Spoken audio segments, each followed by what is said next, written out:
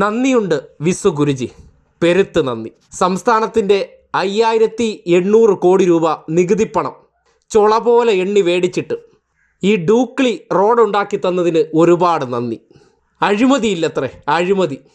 ഇഡിക്കാരന്മാർ ഒരു സൈഡിൽ കൂടി വ്യാജ കേസെടുത്ത് പണം വാങ്ങി പോക്കറ്റിലിട്ട് പോകുന്നു.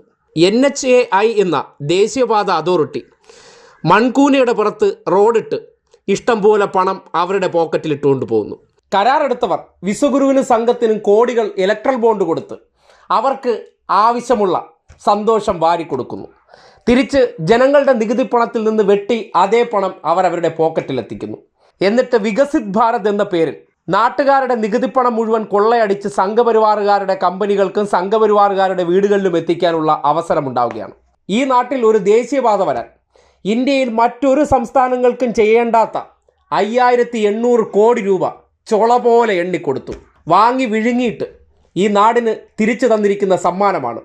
പടപടപട എന്ന രീതിയിലാണ് റോഡ് പലയിടങ്ങളിലും പൊട്ടി വീഴുന്നത്. പൊട്ടി വീഴുമ്പോഴാണ് അറിയുന്നത് ഇതൊക്കെ പശ വെച്ചൊട്ടിച്ചാണോ റോഡ് ഇട്ടിരിക്കുന്നത്. വിശ്വഗുരുവിൻ്റെ അത്യാധുനിക വിശ്വഗുരുവിൻ്റെ നേതൃത്വത്തിലുള്ള അതിന്യൂതന സാങ്കേതിക വിദ്യകൾ വച്ചിട്ടാണ് ഈ കാണുന്ന വികസനങ്ങളെല്ലാം ഉണ്ടാക്കുന്നതെന്നാണ് പറയുന്നത്.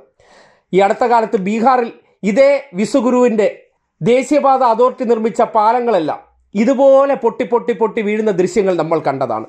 3200 കോടി രൂപ വീട്ടിൽ നിന്ന് എടുത്തുകൊണ്ട് വന്നതല്ല, ഈ നാട്ടിലെ പാവപ്പെട്ട ആൾക്കാരുടെ നികുതിപ്പണം എടുത്ത് കെട്ടിയ ശിവജി പ്രതിമ ഇളകി തറയെ വീണ് തവിട് പൊടി തമ്പലം ആ അവസ്ഥയായി. അങ്ങനത്തെ ഒരു ഗതികെട്ട അവസ്ഥയിലേക്ക് ഈ നാടിനെ വിശ്വ തള്ളലുകാർ കൊണ്ടുചെന്ന് എത്തിച്ചിരിക്കുകയാണ്. ഫാൻസി ഡ്രസ്സും കെട്ടി നടപ്പുണ്ട്. ഓരോ സന്ദർഭത്തിൽ ഫോട്ടോഷൂട്ടിന് വേണ്ടി പാടത്ത് കോലം വയ്ക്കും പോലെ ഓരോ വേഷത്തിൽ വരും. സംഘികൾ ഇത് കണ്ട് കൈയടിക്കും. പക്ഷേ നടക്കുന്നത് എന്താണ്? ED എടുത്താൽ ED അഴിമതി, നാഷണൽ ഹൈവേ അതോറിറ്റി എടുത്താൽ അല്ലെങ്കിൽ ദേശീയപാത അതോറിറ്റി എടുത്താൽ അവന്മാരും അഴിമതി. ഓരോ സംസ്ഥാനങ്ങളിൽ ഞങ്ങളിപ്പോൾ ചെയ്ത് കാണിക്കുന്നത് കണ്ടില്ലേ? എഞ്ചിനീയർമാരെന്ന നിലയ്ക്ക് ശാഖയിലൊക്കെ പഠിച്ചിറങ്ങിയ പണ്ട് കുറുവടിയായിട്ട് നടന്നവന്മാരെയൊക്കെയാണ് ഇതിൻ്റെ എഞ്ചിനീയർമാരായിട്ട് വിട്ടിരിക്കുന്നതെന്ന് തോന്നുന്നു. കാര്യം ചതുപ്പിൽ എന്താണ് ചെയ്യേണ്ടത്, വയലിൽ എന്താണ് ചെയ്യേണ്ടത്, നീർക്കെട്ടുകളിൽ എങ്ങെന്താണ് ചെയ്യേണ്ടത് എന്നതിൻ്റെ കൺസ്ട്രക്ഷനെ കുറിച്ചുള്ള സാമാന്യ ബോധമില്ല. അങ്ങ് ഷുരൂരിലും നമ്മൾ കണ്ടു ഇതുപോലത്തെ മല മണ്ണിടിഞ്ഞ് പോകുന്നത്. ഇതുപോലെയാണ് ഇവരുടെ സോയിലിംഗ് നെയിലിംഗ് ഒക്കെ. ഇവിടെ സോയിൽ നെയിലിംഗ് ഒക്കെ എന്ന് പറഞ്ഞാൽ സംസ്ഥാനവുമായിട്ട് യാതൊരു ബന്ധവുമില്ല. അതൊക്കെ ദേശീയപാത അതോറിറ്റി. എന്നിട്ട് ഈ നാട് 5800 കോടി രൂപ കൊടുത്ത് ആ പ്രവർത്തനങ്ങളെ കൃത്യമായിട്ടും സമയബന്ധിതമായി തീർക്കാൻ ഇടപെടൽ നടത്തുന്നതിനെ മുൻനിർത്തിക്കൊണ്ട് ആക്ഷേപിച്ച് അതിൽ നിന്ന് രക്ഷപ്പെടാനാണ് സംഘികൾ പരിശ്രമിക്കുന്നത്.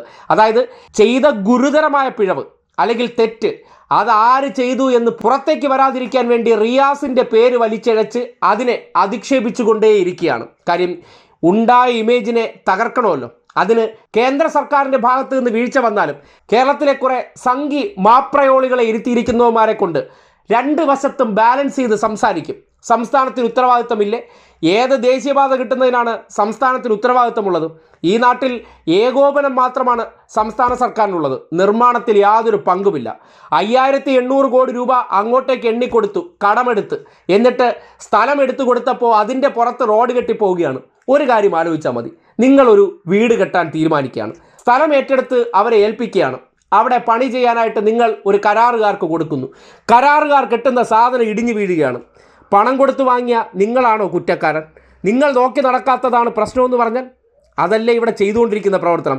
5800 കോടി രൂപ കൊടുത്ത് സ്ഥലം ഏറ്റെടുത്ത് കൊടുത്തപ്പോൾ അതിൽ അവരുടെ വിശ്വ തള്ളലുകാരുടെ ഏറ്റവും പുതിയ സാങ്കേതിക വിദ്യ എന്നുള്ള നിലയ്ക്കൊക്കെ കൊണ്ടുവന്ന് ചെയ്ത പ്രവർത്തനങ്ങൾ ഇടിഞ്ഞു പൊളിഞ്ഞ് വീണാൽ സ്ഥലം വാങ്ങിക്കൊടുത്ത നിങ്ങൾ അതിൽ കുറ്റക്കാരാകുമോ?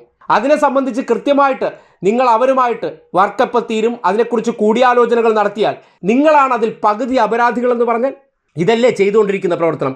വീഴ്ച വരുത്തിയവനെ, കള്ളം ചെയ്തവനെ, കുറ്റം ചെയ്തവനെ ന്യായീകരിക്കുകയാണ്, അവനെ പൊതിഞ്ഞു പിടിക്കുകയാണ്. ഇതാണ് നമ്മുടെ നാട്ടിലെ ചില മാപ്രകളുടെ മാധ്യമ പ്രവർത്തനം.